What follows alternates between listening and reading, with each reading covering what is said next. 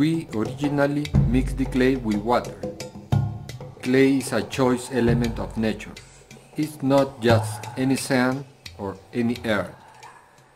The piece is then prepared, and when it's completely dry, we rely on the fire for the transformation, to give the piece the final touch, to give the piece the touch of life.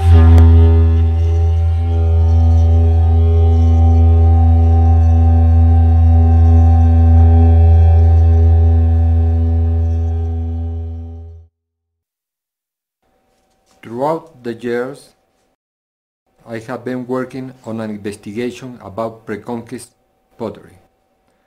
At the moment, I find myself in the midst of this investigation, creating my own expression and giving that language continuity through the times. We use elements from all the cultures. Right here, there are many Inca and Chancay lines, different representations of the sun created by different cultures, especially the Inca. I have been working with clay practically my entire life. I wouldn't be able to explain why or how. I simply do it. I extract the clay from around here, let's say 200 or 500 meters away from my home. I then prepare it with a special type of quartz sand, in this case the equivalent of a structure. This way it is easier for me to understand the material as a living element. For many years, we worked alone. Pablo made the shapes and I applied the engobe or mineral painting technique. I then apply and develop colors and designs. Finding the color is in my personality, and in his, I think the shape, and that was what initially joined us. I remember when I was a young boy, around 8, 9 or 7 years old. I saw a vaquero or grave digger in the main plaza in Piura. I was very impressed at what I saw, and since then I kept asking myself how these pieces of such excellent craftsmanship were made. The year passed, I studied architecture, I arrived in Cusco, and that is when I started my investigation. I was overwhelmed with anxiety of waiting to do a replica in the same manner that the ancient Peruvian had done it. I found 3 techniques used in the ancient Peru. The mold is the most impressive because they manage mass production of the pieces.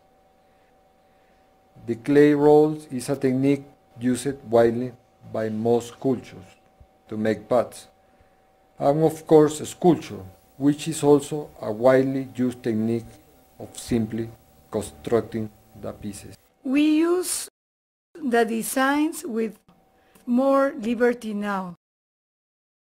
We don't make reproductions or exact copies anymore. Instead, we use details from all the ancient cultures of Peru. In the time of pre-Columbian Peru, there existed many cultures and many kingdoms, and the last of all was the Inca, who conquered all these other small cultures and unified them in a great empire. We studied the expression of each and every one of these cultures. When I started my investigation of pre-Columbian pottery, I found that there were not 5, 6 or 7 cultures. There were 20, 30, 40, and who knows how many more that developed in Peru. As the craft developed, and with the necessity of using the designs on different objects, and the incorporation of laces, simply to get to know different materials, we started designing utilitarian pieces. Now, and after many years, we have realized that through these objects, people get to know our work, and they are very happy with these pieces. The technique of polishing or rubbing the surface with a very fine stone was known by all the cultures. It consists of rubbing the surface with a stone to compact it and then achieve a fine soft finish. It is used even over the colors or the designs. It is done before the piece is fired, therefore also helping to fix the colors. About the people that work for us, they started coming due to the necessity and demand for the product. They have all been trained by us, and at first we personally teach them. I train the women in the colors and designs, and Pablo trains the men with the lathe and the shapes, which is what he enjoys the most. I think that a workshop is born when everyone respects the other's function.